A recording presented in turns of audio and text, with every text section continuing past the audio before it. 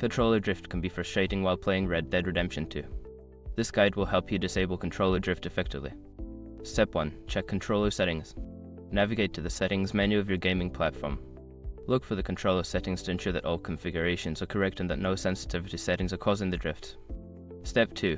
Clean the controller. Inspect the controller for any dust or debris around the analog sticks.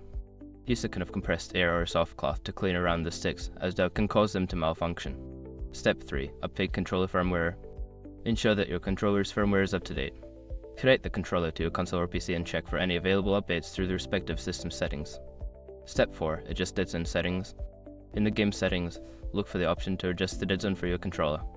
Increasing the dead zone can help mitigate the effects of drift by requiring more movement before the game registers input. Step 5. Test with another controller. If the issue persists, try using a different controller to determine if the problem is with the original controller. If the new controller works fine, consider repairing or replacing the original one. By following these steps, you should be able to effectively disable controller drift in Red Dead Redemption 2 and enjoy a smoother gaming experience.